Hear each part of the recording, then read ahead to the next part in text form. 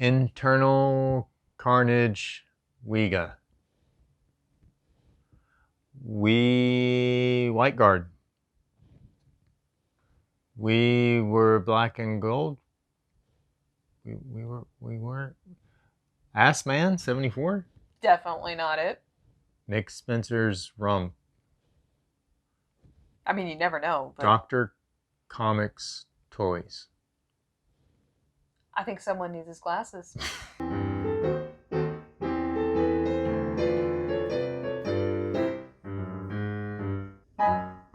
Hello everyone and welcome back to Married with Comics. I'm your host Laura and everyone's favorite co-host, my husband Scott, is back. Welcome back. We've missed you. It's good to be back. So before we get into the goodies, because we have announcements, we have, some comic books to talk about, and then of course we need to talk about some FOMO issues. Before we get into the goodies, we have our 500 subscriber giveaway that is coming up very, very soon. We're already past 425 subscribers, so we are definitely going to be reaching this goal very, very soon, and someone is going home with a Ken Lashley variant cover, remarked, signed, incredible. Please make sure to continue to subscribe, like, share, and comment on these videos. You all have been doing a phenomenal job, and if you make it all the way to the end of this video, I have a special announcement about our next subscriber giveaway. You gotta make it to the end of the video. Oh darn. First announcement. Now, we have been teasing you all about our October videos and saying that we are huge Halloween fans. Big. And something wicked this way comes. Yes. Most definitely. So. That's the black. Exactly. We make it look good. So, everyone is very familiar with the idea of the 12 days of Christmas. Mm-hmm. Because we are such fans of Halloween, I decided to pick the 31 titles of Halloween just for Married with Comics. Except, there is no way we are doing 31 videos in the month of October. That's a lot of quality YouTube time. So, we are going to break it into categories. So you will have vampires and witches and demons and curses. And then, of course, there is one separate video for the Crow because the Crow has earned one special video all unto itself. I am so excited. So we are starting our October videos on this Friday, October the 1st. For that one, we're going to give you kind of our behind the scenes, show you the extent of our Halloween decorations and some of the special things we're doing for our new setup. And then we get into our goodies. So stay tuned. It is going to be amazing. And stay tuned to the end of this video because I have another special announcement. But you gotta wait and find out. No tricks, all treats. Yes. Now, the other thing that we wanted to talk to you all about before we talk about our pull list video, because we've talked to you all kind of in general about, how we make our decisions with our pull list. We've talked to you about, whether we grab issue number ones, whether we try and go for key issues, full runs, trades. Yes. And I think overall we are not the only ones doing this. We've had to cut back our pull list. Yes. Why? Just not enough time. So I think at the beginning of the pandemic, a lot of us were adjusting to more time at home and less opportunity to go out and fewer options. Some of us went from having commute times to working from home and gaining an hour or more a day. But basically, we now are kind of transitioning back into the old normal, unfortunately. I really like the COVID version better in some ways. But I just realized that, we're building up this plethora of titles every week. And I might be bringing home 10, 15, sometimes 20 single issues, but I've only read 5 from the week before. And it's just a never-ending avalanche, it feels like. We reorganized our shelves. I pulled out stuff I'd forgotten we even had. I have sections of chunks of books that I've been waiting until I got 3 or 4 issues, that now I have 5 or 6 issues, and I still haven't read issue 1. Or I read issue 1, but nothing else. I mean, it's just There's too much. Well, and part of the justification that I always had of grabbing the singles versus the trade, the biggest benefit, of course, is you get your title right away. Yes. And there are still certainly some titles that we are keeping. Oh, absolutely. That are never going to be leaving our pull list. However, I found that for other issues that were not kind of essentials, that I had so many of the singles, and the trade would come out, and I still hadn't even read that far yet. Yeah. So that benefit of getting it right away and that immediate gratification made no sense. No. So we are kind of leaning a bit more towards trades. There are certain ones that absolutely we're going to grab issue number 1, maybe issue number 2, and make our decision whether it's going to make that chopping block point of we're definitely grabbing the trade, or it was good, but we'll grab something else instead. Yeah. So our list for this week, as expected, is a little bit shorter. So the new series that are coming out this week, the one that I am the most excited about is Batman vs. Bigby. Number 1 drops this week. So for those of you that have read it, the Fables series, this is the combination of Batman and Fables kind of in one comic book. I think it sounds like a great story, and I, again, want to read it, take a look, and decide whether I'm grabbing the trade or not. What about you? So I guess it's a number 1, but it's not really the first issue. It's Extreme Carnage Omega, number 1. It is the first issue of Omega, but it's part 8 of the 8-part Extreme Carnage series. So they're hopefully going to tie it up with a little bow on it before they launch into whatever's next for Carnage. So far, it's been a really fun thrill ride every single week that this thing has come out, and I can't wait to see what they do.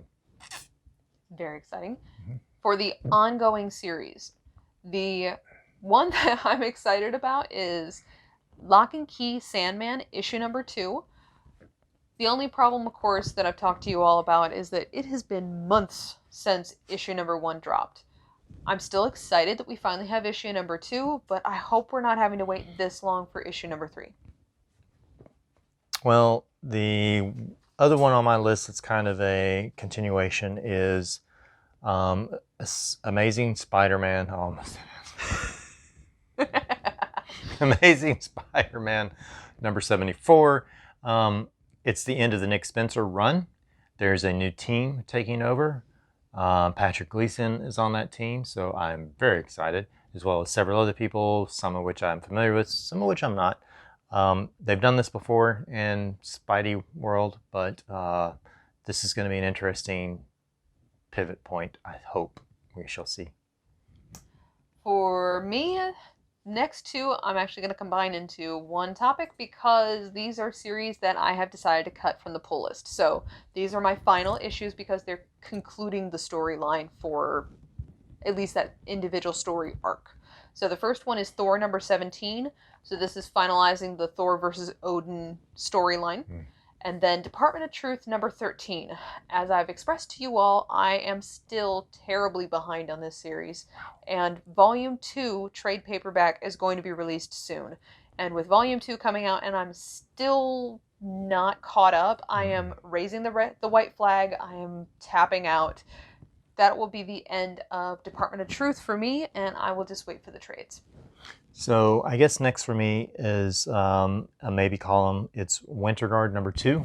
I read number 1. I was kind of anxious to see if they were going to do something similar with the characters, Yelena and Red Guardian, that they kind of exposed in the movie version. Some more backstory on the 2 of them.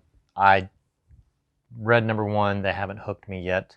So I'm going to try number 2 and determine if I want to keep going, meaning wait until the trade comes out, or if I might not get the rest of them. We'll see.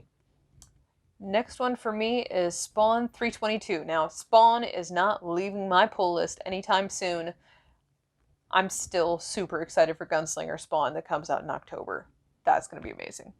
But Todd McFarlane is releasing his cover, and if you did not pay attention, Todd McFarlane released a connecting cover to this one. So it was Spawn 319, which will be a connecting cover to Spawn 322, only if you get the Todd McFarlane covers, which I am making a point for all polls regarding Spawn, always get the Todd McFarlane cover. Because he does sneaky things like this a lot. Sneaky Todd. So for me, it's Detective Comics 1043. Now, in my opinion, this one stays on our pull list. Laura's like, question mark. Here's the thing. I've really been enjoying especially the B covers of Detective Comics, despite the fact that it's also a Fear State tie-in, just like all the other Bat family, and Batman, which I'm also very interested in reading and keeping up with. The reason that I've liked so much of the artwork, I think, is because so many artists that I'm a fan of have done this cover. I mean, Batman, I think, is one of the big three. When you first break into the world, that's one of the people that you hope someday to be able to draw. That, like, they give you that book, unless you only ever want to do independence, and there's nothing wrong with that either. But I think the majority of artists and writers, both out there, and inkers and letterers and everybody, are like, oh, I'm doing Batman. So that's why I think there's been such incredible artwork that I still want to collect the single issue version of. And yes, I realized the other day, reorganizing, I have a lot of Batman trades and hardcovers. But it's because I like the writing. Yes. Just like I just said about the art. So I think there are good artists, good writers that are working on this book. I think it's worth having the individual covers for the artistic quality that I like. And also the book's value will stay. So even if I just keep doing the single issue subscriptions and buying a trade later on to read, the single issues someday may leave the shelf and go to somebody else's new home and refurbish our supply for comic money. We'll never know. You never know. So the last thing I had on my pull list is actually Wonder Woman Black and Gold #4. This is another example of a book that I love the artwork on. Visually, it appeals to me, but I haven't read it yet.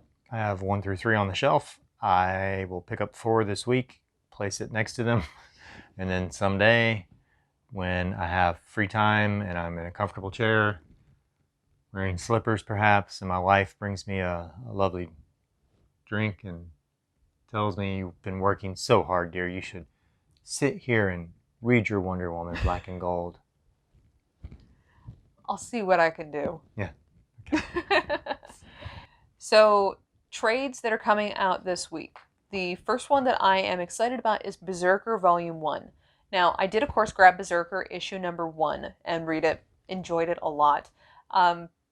It, of course, is the Keanu Reeves series that everyone's been talking about. It has already been optioned and will be an animated film. Really excited for it. When I read the first issue, it is definitely very action-packed, but, I mean, you kind of have to assume it's going to be.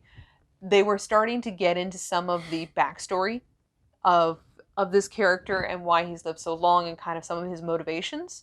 And that backstory was part of what drew me in and let me know absolutely I'm glad we are getting this series. But actually, we are not getting the regular trade volume that is coming out this week. Why? Because I planned ahead on this one. There was a Kickstarter about 2 or 3 months before Brzrkr #1 was released, and they had a special connecting cover set of the 3 volumes that we pre-ordered, and I am excited to grab. I don't know if we're going to get each volume as, volume #1, 2, and 3 are released, or if we've got to wait until the series is over and then we get all 3 together.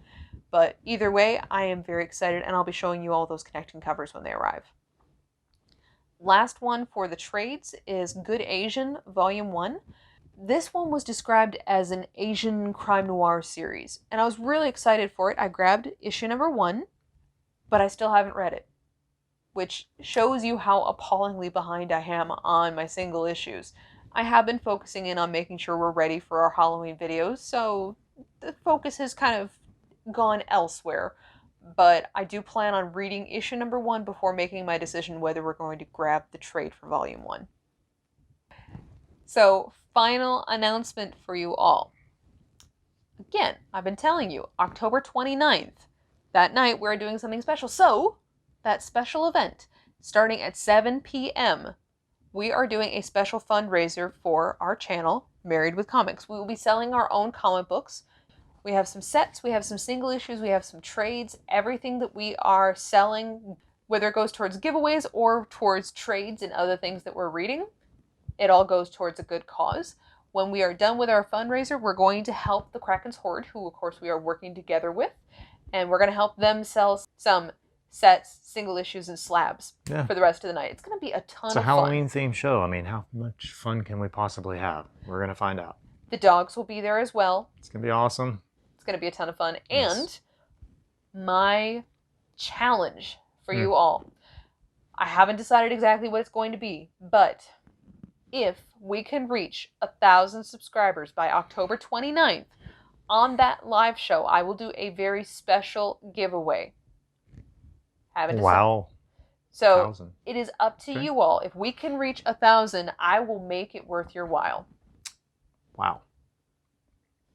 And there you have it. Microphone dropped. Cool. So let us know down in the comments, what titles are you grabbing? Are you waiting for trades? And have you had to cut back your pull list too? Yeah. So we will be talking to you all again very, very soon. Have a wonderful day, and we look forward to seeing you for our Halloween shows.